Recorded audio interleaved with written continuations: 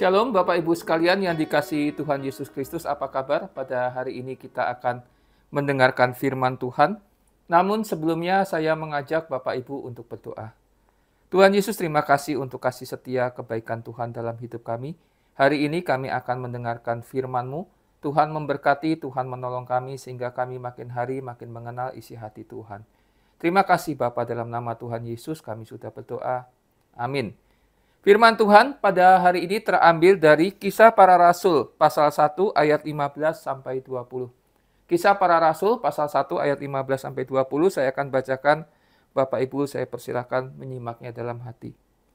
Pada hari-hari itu, berdirilah Petrus di tengah-tengah saudara-saudara yang sedang berkumpul, kira-kira 120 orang banyaknya, lalu berkata, "Hai saudara-saudara, haruslah genaplah nas kitab suci yang disampaikan Roh Kudus dengan perantaraan Daud tentang Yudas, pemimpin yang orang-orang yang menangkap Yesus itu. Dahulu ia termasuk bilangan kami dan mengambil bagian dalam pelayanan ini. Yudas ini telah membeli sebidang tanah dengan upah kejahatannya, lalu ia jatuh tertelungkup dan perutnya terbelah, sehingga semua isi perutnya tertumpah keluar. Hal itu diketahui oleh semua penduduk Yerusalem, sehingga tanah itu mereka sebut dalam bahasa mereka sendiri Hakaldama, artinya tanah darah. Sebab ada tertulis dalam kitab Mazmur, biarlah perkemahannya menjadi sunyi, dan biarlah tidak ada penghuni di dalamnya. Biarlah jabatannya diambil orang lain."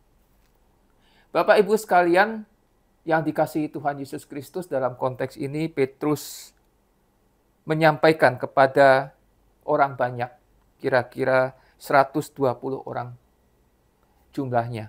Dan Petrus menceritakan tentang Yudas. Yudas ini adalah, seperti kita ketahui, adalah salah satu daripada 12 murid Tuhan Yesus. Kemudian Yudas ini dapat satu kehormatan lah ya.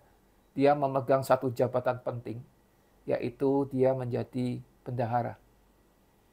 Namun singkat cerita kita tahu bahwa di dalam perjalanan hidupnya ternyata Yudas tidak melayani dengan sungguh-sungguh. Justru Yudas mengkhianati Tuhan Yesus. Dia memimpin pasukan untuk menangkap Tuhan Yesus. Dan kita tahu di akhir hidupnya, Yudas ini matinya mengenaskan. Matinya sangat mengenaskan, di mana dia jatuh tertelungkup, perutnya terbelah, sehingga seluruh isi perutnya keluar semua. Mengenaskan sekali matinya.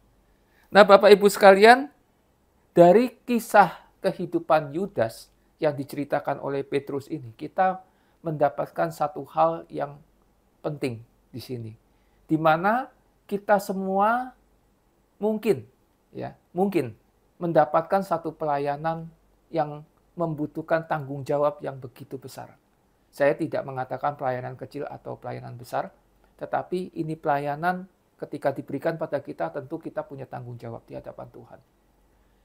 Nah, pertanyaannya, apakah kita menjalaninya akan seperti Yudas, diberi tanggung jawab pelayanan sedemikian besarnya, lalu kita melakukannya dengan tidak tulus. Bahkan kita mengkhianati Tuhan yang memberikan kita pelayanan. Mengkhianati Tuhan itu bisa berarti seperti Yudas yang karena 30 keping uang perak untuk kepentingannya sendiri. Kalau kita, mungkin kita bisa dianggap mengkhianati Tuhan ketika kita melayani untuk kepentingan kita sendiri, bukan untuk kepentingan Tuhan. Kalau kita melayani seperti itu, kita tidak tulus di hadapan Tuhan, kita melakukannya untuk kepentingan kita sendiri, maka kita sudah seperti Yudas mengkhianati Tuhan. Jangan berpikir Bapak Ibu ketika kita pegang jabatan penting, tidak ada yang bisa menggantikan kita. Tuhan bisa pakai siapa saja. Begitu Yudas mati, maka ada Matias yang menggantikan. Tuhan tidak pernah kekurangan pelayan. Namun ketika Tuhan memilih kita, Tuhan menuntut kita melayani dengan tulus. Untuk apa? Untuk kemuliaan Dia, bukan untuk kemuliaan kita. Bapak Ibu sekalian, jangan pernah mengkhianati Tuhan yang memberikan kita pelayanan. Layanilah Tuhan, apapun kepercayaan yang Tuhan berikan, layanilah dengan tulus hati yang mengasihi Tuhan. Mari kita berdoa. Tuhan Yesus, terima kasih kami sudah merenungkan firman Tuhan. Biarlah melalui perenungan hari ini kami belajar bahwa ketika kami diberi kepercayaan untuk melayani Tuhan, haruslah kami tulus di hadapan Tuhan. Tidak memikirkan kepentingan kami, tetapi semua untuk kemuliaan Tuhan. Terima kasih Bapa. Dalam nama Tuhan Yesus kami sudah berdoa. Amin.